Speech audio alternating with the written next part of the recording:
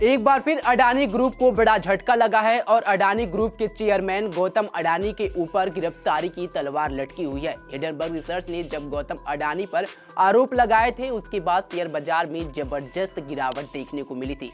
इस बार अमेरिका से अडानी पर आरोप लगे हैं। इस बार आरोप रिश्वत का है, वो भी 2100 करोड़ रुपए से ज्यादा का, जिसके बाद फिर से अडानी ग्रुप के शेयरों में बड़ी गिरावट देखने को मिल चुकी है।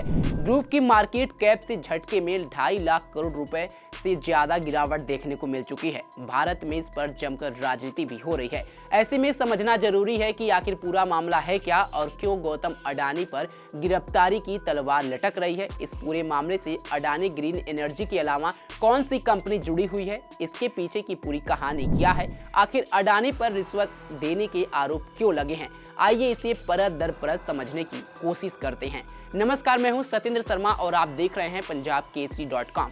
सबसे बड़ा सवाल तो ये है कि आखिर गौतम अडानी और उनकी कंपनी पर कौन कौन से आरोप लगे हैं। मीडिया रिपोर्ट्स के अनुसार गौतम अडानी पर अमेरिका में अपनी कंपनी अडानी ग्रीन एनर्जी को सोलर एनर्जी से जुड़े प्रोजेक्ट्स और कॉन्ट्रैक्ट दिलाने के लिए भारतीय अधिकारियों को 2100 करोड़ रुपए से ज्यादा की रिश्वत दी है। साथ ही अडानी पर यह भी आरोप है कि उन्होंने इस बात को उन अमेरिकी बैंकों और इन्वेस्टर्स को छिपाया। अमेरिकी प्रोसिक्यूटर्स का दावा है कि कंपनी के दूसरे सीनियर अधिकारियों ने कॉन्ट्रैक्ट हासिल करने के लिए भारतीय अधिकारियों को पैसा देने पर सहमति जताई थी।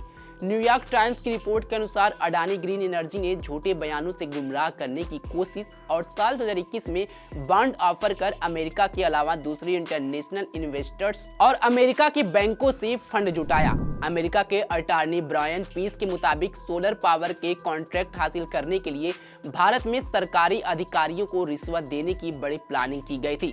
मीडिया रिपोर्ट्स में ये भी दावा किया गया है कि अरबों डॉलर्स के इस खेल को जीत के लिए गौतम अडानी ने इस मामले में कथित तौर पर पर्सनली सरकारी ऑफिशियल से मुलाकात की थी।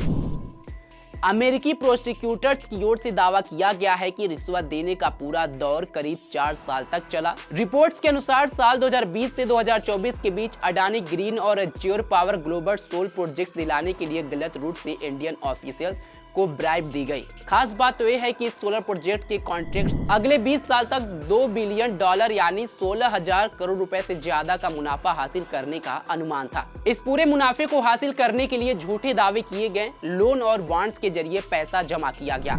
अमेरिकी अटॉर्नी ब्रायन पीस के अनुसार अरबों डॉलर के कॉन्ट्रैक्ट लेने के लिए भारत के सरकारी अधिकारियों को रिश्वत देने की सीक्रेट प्लानिंग की गई और उसके बाद सभी को अंधेरे में रखा गया। मीडिया रिपोर्ट्स के अनुसार अमेरिका में सिक्योरिटी एंड एक्सचेंज कमीशन ने इस पूरे मामले में गौतम अडानी के साथ उनके भतीजे सागर अडानी को भी और अमेरिकी invest Vineet Jain, azure power के सीईओ रहे रंजीत गुप्ता और कंपनी के सलाहकार रुपेश अग्रवाल के साथ 7 लोगों को जांच के घेरे में शामिल किया। अमेरिका से आई रिपोर्ट के अनुसार अडानी ग्रीन एनर्जी को कॉन्ट्रैक्ट दिलाने और भारत में सबसे बड़ा सोलर एनर्जी प्लांट स्थापित करने के लिए भारतीय सरकारी अधिकारियों को करीब $265 मिलियन की रिश्वत देने पर सहमति जताई थी। अमेरिकी एजेंसी इस मामले की जांच में जुड़ी हुई है कि क्या अडानी ग्रुप ने अपने फायदे के लिए अधिकारियों को रिश्वत देने की कोशिश की और कॉन्ट्रैक्ट लेने के लिए उन्होंने क्या अधिकारियों को गलत तरीके से पैसे दिए। रिपोर्ट्स के अनुसार इस मामले में अमेरिकी कोर्ट में सुनवाई के बाद गौतम अडानी और उनके भतीजे के खिलाफ वारंट जारी कर दिए गए हैं। अब सबसे बड़ा सवाल ये है कि आखिर गौतम अडानी आखिर किस प्रोजेक्ट की वजह से मुश्किल में फंस गए। अमेरिकी प्रोसिक्यूटर्स के अनुसार गौतम अडानी की कंपनी ने हाल ही में solar energy corporation of India को 12 गीगावाट सोलर एनर्जी देने के लिए कॉन्ट्रैक्ट हासिल किया था। सेकी को सोलर एनर्जी खरीदने के लिए भारत में खरीदार नहीं मिल पा रहे थे और बायर्स के बिना ये डील होनी मुमकिन नहीं थी। ऐसे में अडानी ग्रीन एनर्जी और एज्योर पावर ने सरकारी अधिकारियों को रिश्वत देने का प्लान तैयार किया। रिपोर्ट के अनुसार इसका एक हिस्सा आंध्र प्रदेश के अधिकारियों को दिया गया है। अमेरिकी प्रोसिक्यूटर्स ने दावा किया है कि इस पूरे मामले में अपनी भूमिका को छिपाने के लिए कोड का यूज किया गया था। मीडिया रिपोर्ट्स में कहा गया है कि गौतम अडानी का कोड नेम न्यूमेरो योनो या द बिग मैन रखा गया था। इस मामले को अंजाम देने के लिए पूरी बातचीत एन्क्रिप्टेड मैसेजिंग के थ्रू की गई थी। खास बात यह थी कि इन दोनों कंपनियों ने कथित तौर पर अमेरिकी बैंकों और निवेशकों से $175 मिलियन ज्यादा एकत्र किए थे। अडानी ग्रुप के शेयरों में गुरुवार को भारी गिरावट आई। अडानी एनर्जी और अडानी इंटरप्राइजेज के शेयर 20% तक लुढ़क गए। उद्योगपति गौतम अडानी पर अमेरिकी प्रोसिक्यूटर्स के भारत में सोलर पावर कॉन्ट्रैक्ट हासिल करने के लिए अनुकूल शर्तों के बदले भारतीय अधिकारियों को $25 करोड़ की रिश्वत देने का आरोप लगाने के बाद ग्रुप की कंपनियों के शेयरों में भारी गिरावट दर्ज की गई।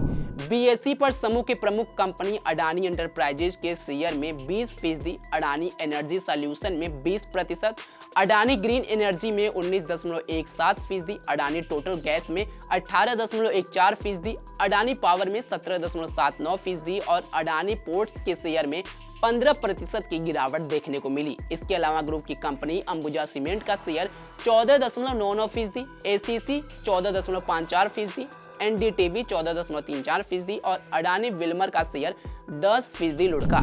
समूह की कुछ कंपनियों ने दिन के लिए अपनी निचली सीमा को छुआ। लेकिन जिस तरह से ये मामला बढ़ रहा है, भारत में इस पर जमकर राजनीति भी हो रही है। कांग्रेस नेता राहुल गांधी मोदी सरकार को घेर रहे हैं और गिरफ्तारी की मांग कर रहे हैं। हालांकि उनकी तरफ से यह भी दावा किया गया है कि भारत में उनकी गिरफ्तारी नहीं होगी, क्योंकि गौतम अडानी का साथ पीएम मोदी देते हैं। ये पीएम मोदी के ऊपर राहुल गांधी का आरोप है। ये पहली बार नहीं है जब अडानी का नाम लेकर के राहुल गांधी सरकार को घेरते नजर आए हैं। हमेशा अपने बयान में, हमेशा अपने जनसभा में पीएम मोदी और अडानी का रिश्ता राहुल गांधी जरूर दिखाते हुए आए हैं। लेकिन जिस तरह से अडानी के ऊपर गिरफ्तारी की तलवार लटक रही है, उससे भारत के शेयर बाजारों में भी काफी उथल पुथल देखने को मिल रहा है। खासकर अडानी ग्रुप के जितने शेयर हैं उसमें भारी गिरावट देखने को मिली है। देखना होगा कि अमेरिका में जांच कहां तक जाता है और क्या वाकई गौतम अडानी की गिरफ्तारी होगी। ये बड़ा सवाल अभी भी जारी है। इस खबर पर आपकी क्या राय है, कमेंट बॉक्स में हमें जरूर बताएं। तमाम खबरों के लिए जुड़े रहे हमारे साथ और देखते रहें पंजाबकेसरी.com। धन्यवाद।